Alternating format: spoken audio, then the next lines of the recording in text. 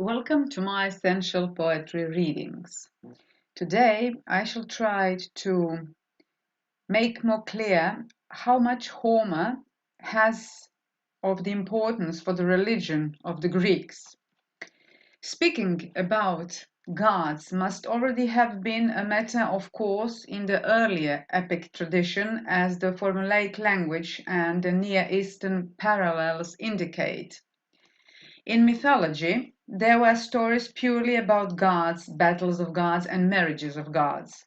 Powerful heroes could confront gods directly, as Gilgamesh confronts Ishtar or as Heracles confronts Hera. In Greek epic, we all know that the most powerful heroes are children or at least grandchildren of gods. Heracles is the son of Zeus, Helen is his daughter, and Thetis, the sea goddess, is mother of Achilles.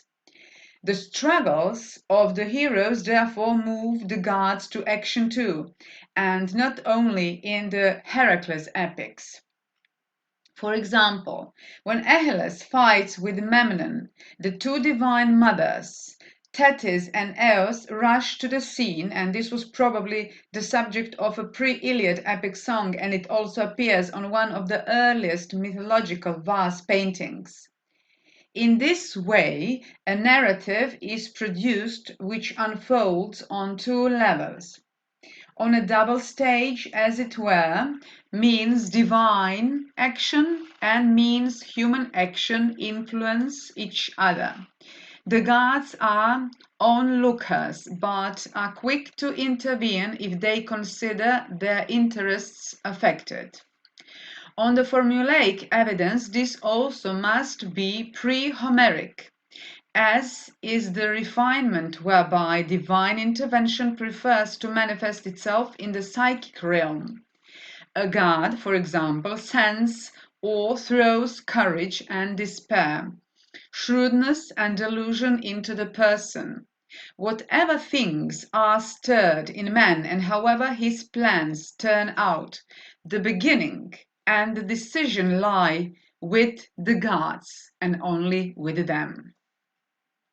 In the composition of our Iliad, the double stage of the divine machinery is used in quite a unique way, not only to provide divine motivation for human action, but to mirror the one in the other, both in parallel and by contrast.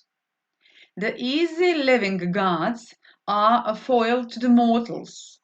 As the first consequences of Achilles' wrath appear, their answers from Olympus, the inextinguishable Homeric laughter of the blessed gods.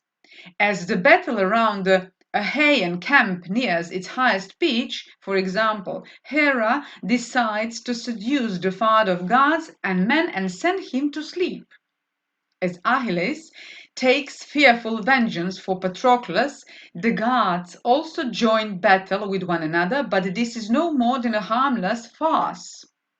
On account of such burlesque treatment of the gods, the Iliad has been described as the most irreligious of all poems.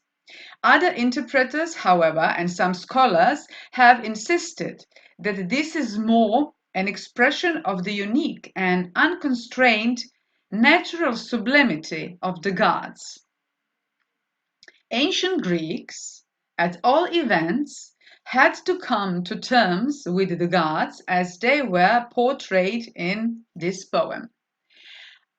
Other Homer's epics, the Odyssey, also employs the double stage of divine and human action, and the poem opens and closes with an assembly of the gods.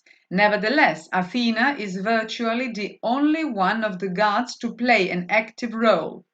She accompanies Telemachus, arranges Odysseus' reception among the Phaeacians, counsels him on his arrival in Ithaca, intervenes personally in the fight with the suitors, and finally brings about the peaceful conclusion and end.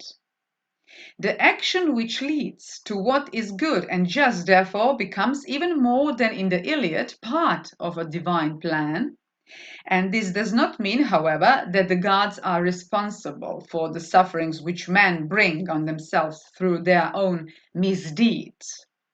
Burlesque treatment of the gods is introduced only in the song of the bard among the distant Phaeacians. That quasi-ironical missing from the Odyssey, and in its place a moralizing piety comes to the fore. Beside Homer stands Hesiod, an original and very tangible poetic figure. In the Theogony, he created a basic and fundamental textbook of Greek religion. Here, the powers of the universe, and in particular the ruling gods, are introduced in a meaningful and very memorable context through the device of genealogy, begetting, and giving birth. The gods are arranged in 4 generations. The second generation, for example, comes to power through a hideous deed, the castration of the sky by Kronos, while the third generation, under the leadership of Zeus, is victorious in a great battle against the Titans and establishes a lasting dominion and just order, which Zeus is able to defend against the revolt of Typhus. The fourth generation mainly consists of Zeus's offspring. For both central myth, the succession myth and the battle myth, there are detailed Hittite parallels. Hence, these myths must be regarded as borrowings from Asia Minor. Hesiod himself can scarcely be responsible for the borrowings, but the myths may nevertheless have been taken over only in the 8th century. The catalogues, which introduce the dramatis personae of almost the whole of Greek mythology in a very careful thought-out genealogical context, form and create a direct continuation of the Theogony, although they lack unity and are at least in part of a later date. The name Homer is also attached to a collection of hymns, more properly called proemia, epic poems of moderate length designed as an introduction to the epic recitation at most famous Greek festivals. Each invokes a specific god and introduces him to the audience by relating his history, his birth, and his epiphany. The longer hymns concern Dionysius, Demeter, Apollo, Hermes, and Aphrodite. Stylistically, they are for sure later than the great epics that we know, although probably still composed in the 7th and 6th centuries. Hesiod shares with Homer the highly developed technique of early epic art. A conspicuous stylistic feature which also makes the composition of the lines considerably easier is the use of fixed epithets, especially for gods. And these very epithets mark off some essential characteristics of gods, which is impressed on the memory through constant repetition: cloud-gathering Zeus, dark-haired Poseidon, white-armed Hera, golden Aphrodite, and Apollo with a silver bow.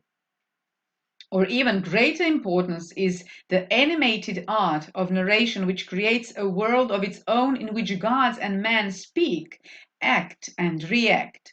As the drama unfolds, the gods became characters, persons which the hearer can understand and recognize unmistakably. The great Olympian gods obtain their continuing identity in the light of Homeric poetry. Demeter and Dionysius, who are passed over in the epics, are illuminated by the hymns. And it was precisely Homer and Hesiod who created for the Greeks a genealogy of the gods and gave the gods their epithets, distributed their honors and competences, and stamped them with their form.